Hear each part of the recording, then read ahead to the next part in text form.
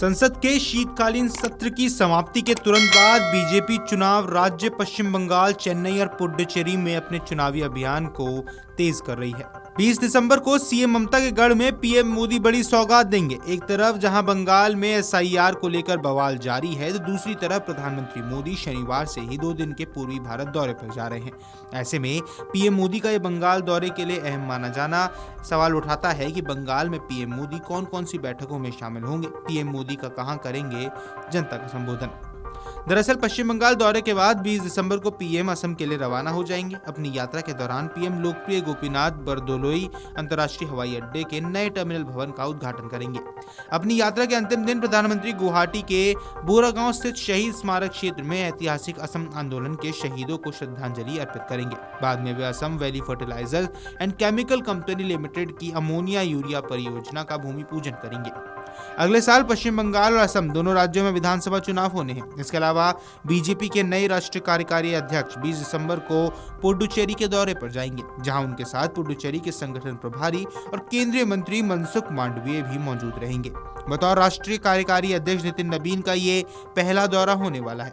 नितिन नबीन कल पुडुचेरी में पार्टी नेताओं और कार्यकर्ताओं के साथ मुलाकात और बैठक करेंगे और चुनावी तैयारियों को लेकर चर्चा करेंगे। नितिन नबीन चेन्नई होते हुए पुडुचेरी जाएंगे। अगले साल चेन्नई और पुडुचेरी दोनों जगह विधानसभा चुनाव होने हैं। दिसंबर के अंत में गृह मंत्री अमित शाह भी पश्चिम बंगाल के दौरे पर जाएंगे। इसके बाद वो तमिलनाडु का भी दौरा करेंगे। संसद सत्र की समाप्ति के बाद बीजेपी के सभी बड़े नेता अब चुनावी मोड में आ चुके हैं।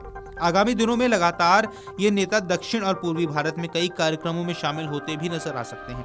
हालांकि आपको बता दें, पश्चिम बंगाल विधानसभा चुनाव से पहले चुनाव आयोग ने राज्य की वोटर लिस्ट की विशेष गहन पुनरीक्षण यानी कि एसआईआर प्रक्रिया का कार्य पूरा किया है। एसआईआर की ड्राफ्ट वोटर लिस्ट मंगलवार को जारी कर दी गई।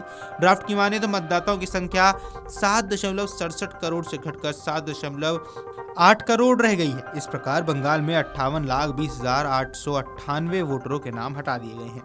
चुनाव आयोग के मुताबिक एसआईआर प्रक्रिया के बाद वोटर लिस्ट से नाम हटाए जाने के पीछे मुख्य कारण मतदाता की मृत्यु, स्थानीय पलायन, डुप्लीकेशन यानी 2 जगहों पर नाम होना और गणना फॉर्म जमा न करना शामिल है। हालांकि ये सूची अभी अंतिम नहीं है। अगले चरणों में दावों और आपत्तियों के बाद इसमें बदलाव भी किया जा सकता है।